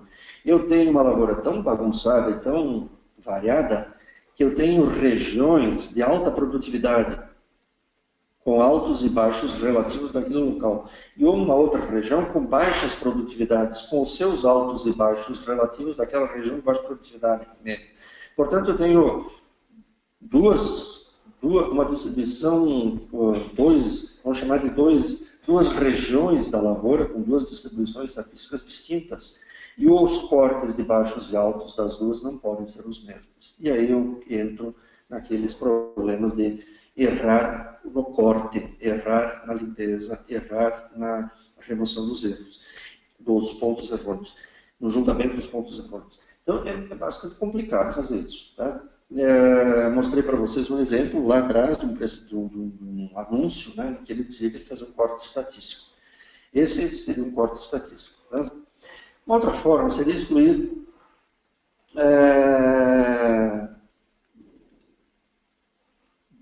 que vamos chamar de buffers, tá? Excluir regiões que eu previamente demarquei. Então, eu faço uma visualização preliminar dos pontos, uma classificação, um mapa preliminar, e identifico aqueles pontos, regiões, aglomerados de pontos com produtividades muito altas ou com produtividades muito baixas, suspeitas, e, de alguma forma, desenho um buffer lá no meu SIG, né, no meu mouse, e digo, ó, deleta tudo que tem aí dentro, porque eu os considero suspeitos. O problema é que a gente sempre vai correr o risco de cortar pontos que não são errôneos dentro destas regiões demarcadas. Eu lembro muito bem de histórias de prestadores de serviço ou de usuários americanos que, quando isso começou, eles diziam, eu corto as cabeceiras. Sempre corto as cabeceiras e tiro aqueles problemas de tempo de enchimento. Pois é, mas as lavouras de lá são tudo quadradinhos, então ele corta as cabeceiras e faz lá uma certa extrapolação na hora de interpolar. Faz um preenchimento daquela pequena faixa que ele cortou. Mas aqui no Brasil, as lavouras, principalmente no centro e no sul do Brasil, não são muito quadradas, né? Os talhões. Então, os recortes ou corte das entradas e das saídas são um pouquinho mais arriscados. Tem uma outra forma que seria uma identificação passo a passo desses valores errados, que foi exatamente a nossa proposta, que volto à lembrança, né, daquele trabalho lá de 2004, que o Leonardo foi o pós-graduando que trabalhou em cima disso, onde a gente identificou alguns erros e desenvolveu lá toda uma sistemática para removê-los. É trabalhoso, mas é um pouco mais confiável. Talvez hoje, com a forma de coleta dos dados mais completa, com mais dados, mais colunas de dados nos monitores, talvez a gente tenha mais chance de implementar técnicas dessa forma. E tem uma outra técnica que é a simples comparação entre altos e baixos, porém ponto a ponto, ou seja, uma comparação local ou regional. Regional, seja pequenas, diminutas regiões.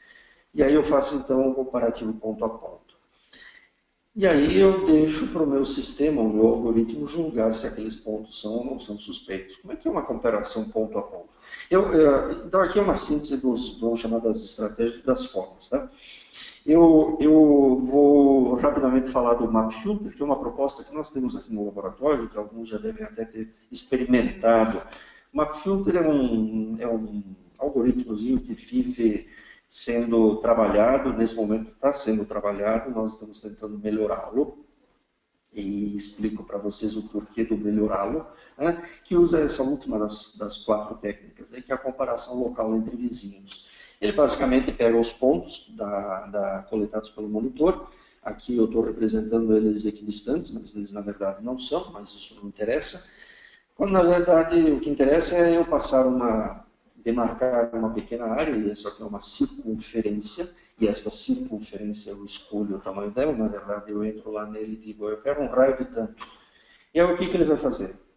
Ele vai fazer a comparação do ponto que está sob análise, e de pontos que estão dentro de uma circunferência que tem um raio que eu predeterminei a partir dele.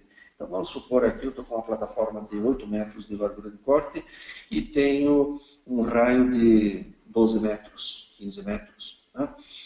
E eu escolhi. Tá? Ele vai passar uma circunferência imaginária e vai comparar todo mundo com ele, com o ponto e seus vizinhos num raio de 15 metros, tá? Hipotético. O que ele vai fazer? Ele vai fazer um cálculo do coeficiente de variação. Se o cálculo do coeficiente de variação, se o coeficiente de variação deste ponto com os seus vizinhos for muito alto, eu vou questionar, puxa vida, mas esse ponto está muito fora dos outros. Por quê? Porque o CV está dando muito alto. Tá? Então esse ponto, suspeito que esse ponto está provavelmente com valor muito fora dos seus vizinhos, muito abaixo, muito acima. E aí então eu parto para uma estratégia de colocá-lo como suspeito ou de deletá-lo. A gente usa o CV, utiliza a mediana. Se a mediana dos pontos está muito fora dele, é porque ele está muito, e comparado com seus vizinhos, ele é suspeito. E aí então a gente entra numa ação de corte, de eliminação. Porque com essa técnica eu poderia então varrer a lavoura inteira, um algoritmo automatizado, varrer a lavoura inteira e remover pontos suspeitos. A gente tem observado que ele funciona, mas que ele sozinho não é suficiente. Então agora nós estamos fazendo alguma coisa mais, algum híbrido. Primeiro eu faço uma limpeza de valores muito extremos, e lembrando do slide anterior, o primeiro dos métodos, método puramente estatístico, faço uma higienização preliminar e depois então eu entro fazendo comparativo ponto a ponto. É uma das tentativas, nós estamos chegando aí a uma nova versão do MapFilter, que fica disponível ali no nosso site, todo mundo pode dar download e experimentá-lo. Tá? Nós ainda não temos a nova versão, temos a versão anterior, está lá, muita gente já experimentou. Muito bem, o tempo está passando e eu queria fazer agora, para fechar, uma pequena análise. Me atrevo aqui a fazer uma lista de razões do porquê que os mapas de produtividade não têm a utilização de mapas de produtividade não tem evoluído, não tem avançado. E nós temos feito... Vai tendo nisso aí no próximo webinar, né, Molina? Mas eu quis botar aqui uma listinha para deixar um exercício para que provavelmente no próximo nós tenhamos mais interatividade, tá? Um pouco mais de opinião formada por parte dos usuários. Sim, é o tema do próximo. Mas eu peço licença aí porque outro dia eu estava preparando o webinar e disse, putz, mas eu tenho que fazer uma síntese disso aí. Porque nós estamos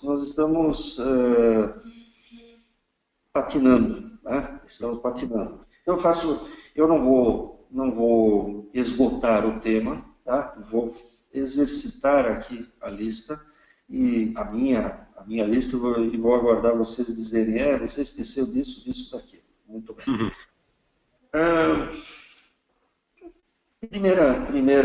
Primeira coisa, os usuários não entendem, a grande maioria dos usuários não tem entendido a utilidade do dado obtido pelo monitor para depois eu fazer o mapa de colheita. Em outras palavras, não tem entendido qual aplicar o mapa de colheita. Né? Isso é um problema sério. Nós temos encontrado isso em pessoas, vamos chamar, formadores de opinião, usuários, provedores, tá? Que não vem no mapa de colheita uma informação útil e aí tu pega e te dá o luxo de ir a fundo e olhar os mapas de colheita que ele já gerou e que ele usa para dizer que o mapa de colheita não serve, e aí tu vê, bate o olho e diz, putz, mas esse mapa de colheita está cheio de erro. Qualquer pessoa que tem um pouco mais de prática sabe identificar os erros no mapa de colheita. Né? Então, o mapa de colheita ainda precisa, a utilidade do mapa, ela é de extrema importância. Eu listei isso lá no início e nós vamos poder voltar a discorrer sobre isso. Os arquivos não são facilmente acessíveis. Ou seja, o formato proprietário com o qual o arquivo é gerado, que me sai lá da cabine da colhedora, me dá uma dor de cabeça para abrir. Isso eu mencionei antes e vou dizer, tomara que tenha gente das fábricas nos ouvindo ou que vocês possam fazê-los ouvir. Tá? Isso é uma coisa que não tem mais nexo em oferecer essa dificuldade para o usuário. Libera o acesso a esses formatos, continua produzindo ele bem compacto para ele ficar pequeno, mas libera o acesso desses arquivos para que o usuário possa abrir sem ter que pedir licença para atualização do software, que é o aplicativo que vai abrir aquele formato aqui. Ou sem ter que comprar um software específico que abra aquele formato de arquivo. O procedimento de calibração é um ritual chato, complicado do ponto de vista operacional. Não é complexo, é complicado. Né? Complicado significa chato, ruim de fazer. É o mesmo lá dos anos 1990. Depende de coisas que eu poderia ter algum dispositivo na máquina que me auxiliasse. Não vamos entrar em sugestões e soluções, porque isso é coisa de desenvolvedor. Ainda não surgiram soluções práticas embarcadas no software do monitor, aquele que está adquirindo o dado, para remover alguns desses erros e para que ele saia limpo ou menos sujo do monitor. Eu falei dos tipos de erros e esqueci de mencionar números. Para quem não é da área, não tem prática, não tem trabalhado com mapa de colheita ou com limpeza de dados de mapa de colheita, a gente remove 8, 10, 15, 20, 25% dos pontos errôneos. São lixo. Imagina, 10, 15, 20% dos pontos tem que jogar fora para poder transformar aquilo lá numa informação útil. É muito erro. Tá? Então, o fabricante precisa se dedicar um pouquinho e produzir algoritmos que limpem os dados ainda lá dentro da cabine. O sensor em si não evoluiu. Tá? E aqui é mais ou menos uma junção de alguns dos itens do item 2, 3 e 4. O monitor não evoluiu, o sensor não evoluiu, a única coisa que tem evoluído é o display. Então, o sensor poderia ter evoluído com um pouquinho de inteligência artificial embarcada, aí nós poderíamos ter muito menos erros, uma calibração mais amigável e assim por diante. O operador não entende o que ele está fazendo, portanto, para ele tanto faz se o dado está sendo coletado, não está sendo coletado, se é coletado com erro ou sem erro, se ele pode ou não pode melhorar esse dado, ele não sabe o que está fazendo. Então, a participação, trazer o operador, envolver o operador da colhedora nesse processo é fundamental. Treinamento, treinamento, treinamento. Isso não existe. Putz, é claro que existe. Uma manhã conversando entre safra, uma manhã com o pessoal, um dia de chuva, o pessoal lá no galpão explicando o que é um mapa de colheita, mostrando o que é um mapa de colheita, mostrando o que é um erro de largura de corte, tu convence ele, se ele entende, né, se ele tem motivação, convence ele a participar desse processo e melhorar a qualidade do dado. E, por exemplo, fazer a limpeza da placa de impacto e informar a largura de corte. São as duas obrigações fundamentais do operador. Tá?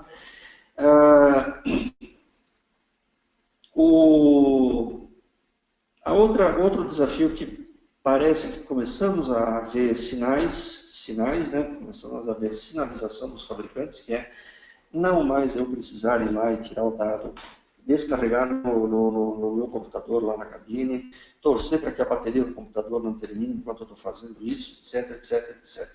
Ou trocar de cartão nas máquinas, você já tem um procedimento daqueles que na década de 2000 era natural. Hoje, na década dos anos 2010, né, nós estamos em 2016, nós já começamos a falar de transferência dos dados em tempo real.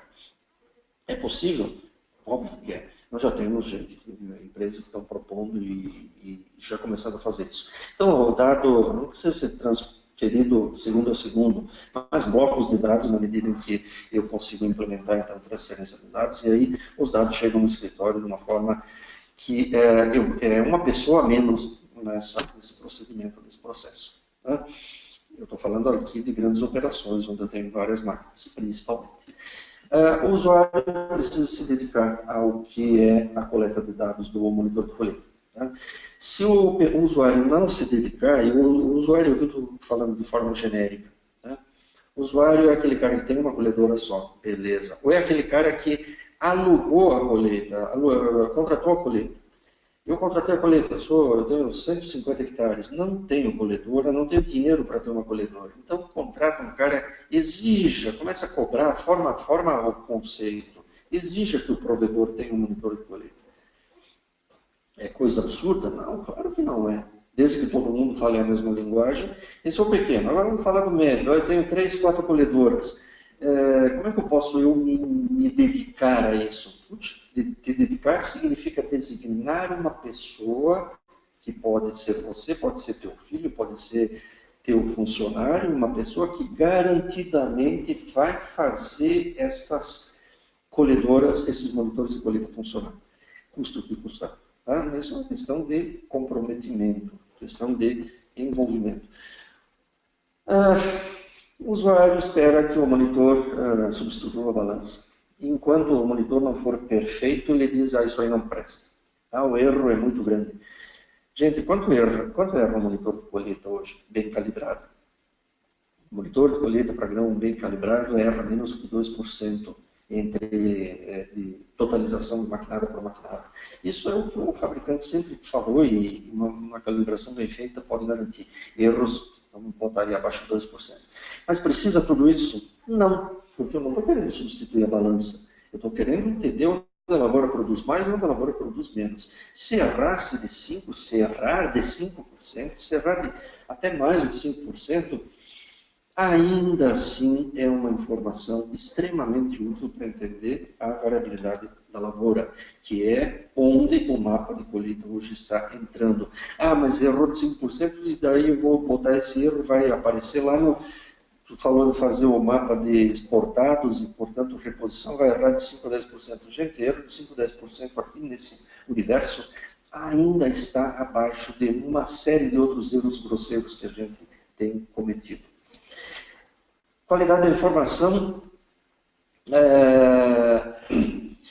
não é assegurada, então o cara olha o mapa não se relaciona com aquilo que ele esperava, ele diz, esse mapa está mentiroso e eu não acredito nele, e joga fora e nunca mais dá bola para o monitor de colheita. Está lá o monitor instalado, coletando dados, reescrevendo, regravando dados em cima de dados lá no cartão, e ele não vai nem mais dar bola para aquele negócio. Por quê? Porque ele simplesmente, por exemplo, não fez limpeza dos dados antes de fazer o mapa e, portanto, o mapa saiu muito feio. Tá? Aquelas produtividades baixas nas cabeceiras, depois ele vai lá e descompacta para ver se melhora a produtividade das cabeceiras e elas continuam baixas porque ele simplesmente não fez limpeza. São coisas assim que a gente sabe perfeitamente que acontecem quando lá no campo. Né? Quando eu tenho várias colhedoras, é difícil fazer a junção dos dados. Muita gente tem perguntado e tem achado dificuldade nisso, principalmente quando eu tenho marcas diferentes, modelos diferentes, a junção não é amigável. E aí eu diria, telemetria, telemetria, telemetria. Agora, pessoal, aqueles que sabem, tem um sistema de análise de dados mais potente, né, mais vamos dizer, mais ferramenta em casa, né?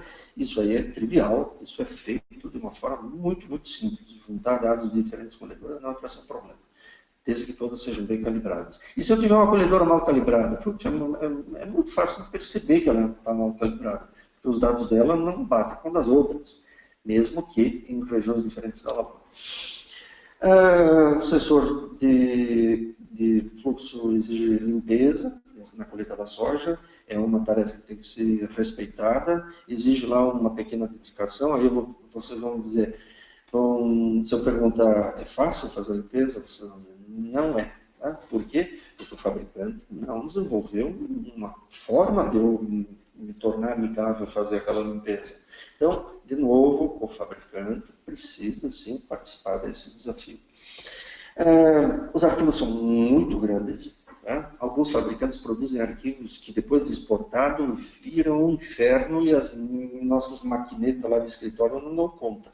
O arquivo é muito grande. Por que ele é muito grande? Porque ele coleta muito dado.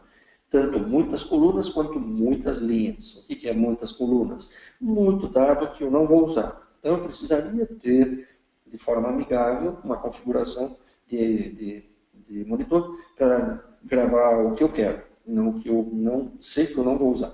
Isso precisa de uma educação e uma tomada de decisão quando da configuração. Mas o maior problema aqui é o número de linhas. Para que tanta linha? Para que um dado por segundo se eu não preciso disso? Aí o arquivo fica astronômico, tá? Trava o computador na hora que eu vou fazer qualquer coisa. Não precisa, e o fabricante deveria me permitir fazer essa configuração. E, resumindo, nós temos pouca cultura para o uso dos mapas de produtividade, ou seja, nós não desenvolvemos ao longo destes 15 anos da agricultura de precisão, dessa nossa agricultura de precisão que nós temos aí, aqui no Brasil, nós não desenvolvemos. Muito pelo contrário, nós nos afastamos dos mapas de produtividade, então sempre tentando achar uma alternativa ao mapa de produtividade, ao invés de nos debruçarmos e resolvermos essa lista de pendências aí. Bom, e aí a falta de disponibilidade de serviços e de aplicativos para me facilitar então essa limpeza. Aqui, Leonardo aí acabou de informar que está para ser disponibilizado. Muito bem, eu fiz esse exercício, essa lista, mas, obviamente, nós podemos tratar isso, e teremos que tratar isso novamente, e teremos que discutir isso mais e mais e mais, e teremos que botar o dedo na ferida para ver se nós resolvemos isso. Ok, eu fico agora à disposição de vocês, se tiverem dúvidas, comentários, críticas, observações. Bolinha, a maioria das questões a gente acabou tratando no próprio decorrer. Tem algumas questões aqui que eu não consegui encaixar. Eu vou dizer aqui, vou ver se você tem alguma coisa a comentar. O José Augusto, da FATEC Pompeia. Como o trabalho da calibração em relação à folga com corrente base do elevador, sendo que cada tensão vai me dar uma propulsão diferente no grão. Caramba, isso está falando aí da transmissão de potência entre a aleta do elevador, né, e o grão quando arremessa. Bom, vamos lá. Numa dada condição de máquina, de estado de desgaste do elevador, e de ajuste das taliscas dentro da lata, lá, batendo ou não batendo, de tensão na corrente do elevador, para uma dada condição de regulagem, eu vou ter uma dada calibração, que é a força centrífuga com que aquele grão é arremessado na placa de impacto, ponto. Se a máquina entrar numa condição de desgaste e começar a gerar folga, e aquilo lá começar a bater, esfregar, é óbvio que vai perder a calibração, tá? Mas é uma questão de manutenção de máquina.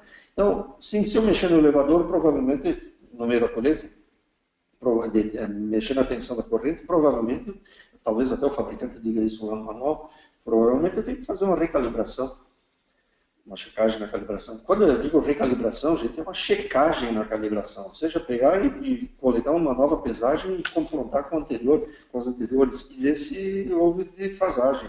Isso eu acho que é rotina, deveria ser rotina. Nos sensores de placa de impacto, um sensor volumétrico, que não é muito usado no Brasil, nesse momento, esse balançar da corrente do elevador, ele causa, sim, um problema de desalinhamento na posição de leitura. Então, eu tenho que botar tem que manter a tensão da corrente, mas aí é até mais fácil. Ok. Tem mais uma pergunta aqui do Guilherme Bremer. Como é mensurado o material que volta na retrilha? Ok. Ele não é mensurado. Ele não é mensurado. O material da retrilha, dependendo do tipo de retrilha, nós temos dois tipos de retrilha, né? A independente, que é feita lá atrás, o dispositivo de retrilha lá atrás e joga o material retrilhado em cima das peneiras, e a retrilha conjugada, que é aquela que tem a máquina que tem o segundo elevador, o elevador de retrilha, que joga lá na frente na trilha, e aquele material vai passar no elevador. Tá? Então, o material de retrilha, ele é medido. Mas ele no tempo ele está defasado. Sim, está defasado, mas convenhamos, aí é uma preciosidade que ainda está fora do nosso controle. Eu não diria que aí sim nós estamos, é para quem quer achar o detalhe do detalhe. Né? Eu acho que está fora hoje do nosso contexto ainda. Faz sentido. Uma pergunta do Douglas. Se eu trabalhar sem piloto e utilizar 100% da plataforma de corte, eu posso mascarar os meus dados? Acredito que não, é uma situação normal essa, né, Molim? Sim. Se você está usando piloto, a largura de corte vai ter o erro do paralelismo do piloto, tá? Que é bem pequeno. O erro aí é pequeno. Então, a largura de corte aí não está sendo afetada. Eu mostrei um caso onde são máquinas menores, eu não vou entrar no detalhe daquele caso que eu mostrei lá atrás, um ultrassom medindo largura de corte, mas era uma realidade aqui que nem é brasileira, uma região do mundo em que as máquinas são menores, em que a largura de corte as lavouras são muito irregulares, então a largura de corte ela é bastante flutuante, vamos dizer assim, então eu cometo erros que poderiam ser eliminados ou evitados. Aqui no Brasil, com o piloto automático, certamente esse não é o problema. O problema são larguras de corte, plataformas incompletas. Tá? Mas com o piloto automático, eu não posso afirmar, mas a gente tem visto alguns já implementados no datalogger do monitor, ou seja, a largura de corte contada, contabilizada e descontada. Ok. Pessoal, essas eram as perguntas que eu tinha aqui registrado. Quero agradecer a presença de todos, em especial a participação do professor Molim, mais nesta etapa do nosso projeto Agricultura de Precisão ao alcance de todos. Queria relembrar a todos vocês, o próximo webinar vai ser no dia 1º de dezembro, onde entraremos bem mais a fundo no debate sobre o uso de mapas de produtividade, inclusive com usuários participando do nosso debate. Professor, muito obrigado. Turma, pessoal, muito obrigado. Encerramos aqui este webinar. Obrigado. Alguma mensagem final, Molim? Eu agradeço a vocês que nos permitem difundir a informação, né? Esse esforço que vocês estão fazendo junto com os parceiros da Inseres aí, e agradeço ao pessoal que vive em busca de informação, que está conectado e que vai acessar depois. Agradeço e fico à disposição para aqueles que tenham posteriormente querem trocar ideias. Estamos sempre aí. Obrigado. Ok. Obrigado a vocês, um abraço a todos e um bom fim de semana. Já estamos mais para lá do que para cá. Tchau.